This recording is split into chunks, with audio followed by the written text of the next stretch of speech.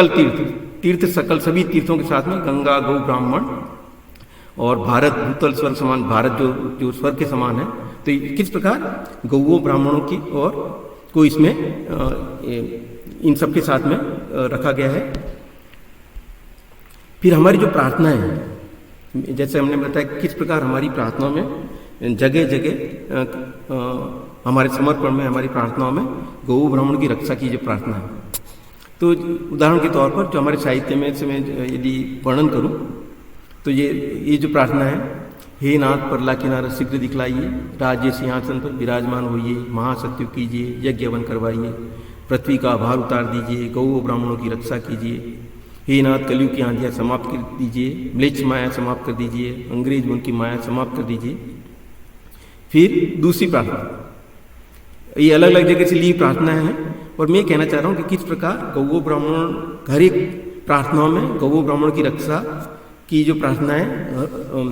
हमारी प्रार्थना में आती है। एक दूसरी प्रार्थना है, गौ ब्राह्मण की रक्षा कीजिए, साधु संतों की रक्षा कीजिए, पृथ्वी की रक्षा कीजिए, देवता लोगों की रक्षा कीजिए, पालना कीजिए, राज सिंहासन पर विराजमान होइए, महासत्य कीजिए, अपना दरबार प्रकट कीजिए, अपने दरबारी प्रकट कीजिए, अपने भक्त प्रकट कीजिए। फिर एक तीसरी प्रार्थना साहित्य की तीसरी जगह से, हे श्री कल की भगवान महाराज, त्राहिमाम त्राहिमाम त्राहिमाम, हिंदू धर्म की लज्जा रखिए, बिरजबाने की लज्जा रखिए, गौ ब्राह्मणों की रक्षा कीजिए, साधु संतों की रक्षा कीजिए, पृथ्वी की रक्षा कीजिए, देवताओं की रक्षा कीजिए, पालना कीजिए, राज सिंहासन पर विराजमान होइए, हे शरणागत वत्सल जल्दी सुन लीजिए, पल भर की देर न कीजिए, त्राहिमाम त्राहिमाम त्राहिमाम, गौ ब्राह्मणों की रक्षा कीजिए। तो किस प्रकार हमारी प्रार्थनाओं में गौओं के लिए प्रार्थनाएं, ब्राह्मणों के लिए जो प्रार्थनाएं हैं, क्योंकि जैसा कि हमने देखा कल की भगवान अपनी आकाशवाणी में कहते हैं कि जिन प्रार्थनाओं में गौओं के लिए प्रार्थना नहीं है उन पर ध्यान गौर नहीं किया जाएगा।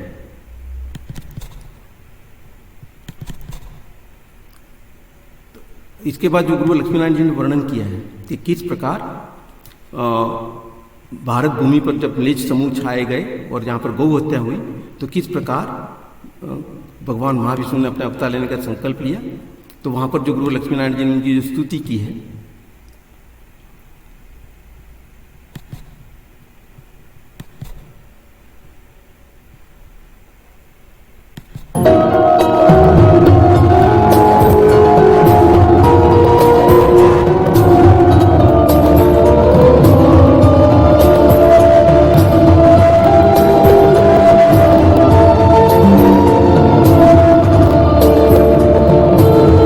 म्लेच्छ समूह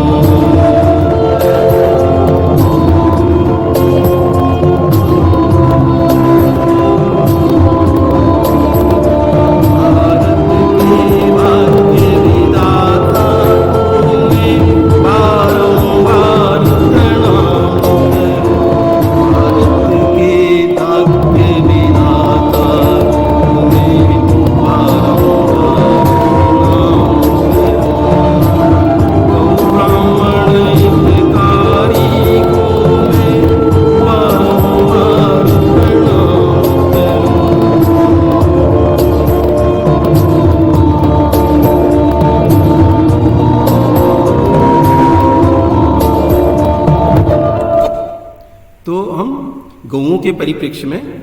पूरे कल्कि भगवान की लीला का प्रारंभ से देखते हैं कि किस प्रकार कलयुग में अपनी लीला का विस्तार किया और किस प्रकार भगवान महाविष्णु ने अपने अवतार लेने का संकल्प लिया। तो जो गुरुवर लक्ष्मीनारायण जी के साहित्य में उन्होंने जो नाटक में जो लिखा है कलयुग की सभा के वर्णन में, जो कलयुग का आदेश है अपने से राक्षसों के लिए, वो ये है, देवताओं की जड़ भगवान विष्णु है, जहाँ सनातन धर्म है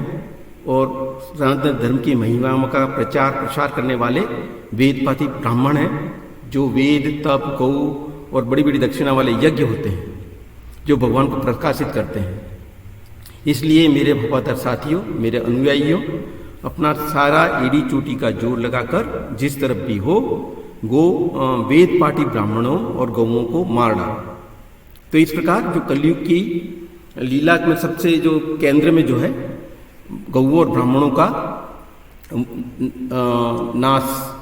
जो कलयुग की जो आज्ञा है, वेद पाठी ब्राह्मणों और गौओं को मार डालो। और देखते हैं हम कि किस प्रकार पिछले 2000 वर्षों में किस प्रकार विशेषकर इस्लाम के आक्रमण के बाद किस प्रकार भारत में गौ हत्या हुई, किस प्रकार अंग्रेजों के शासन में वो चालू रही और किस प्रकार भारत में स्वतंत्र होने पर भी वर्तमान शासन में भी ये उसके बाद भी ये गौ हत्या चालू रही। यहाँ तक कि अभी गौ मांस के निर्यात में भारत का विश्व में प्रथम नंबर है।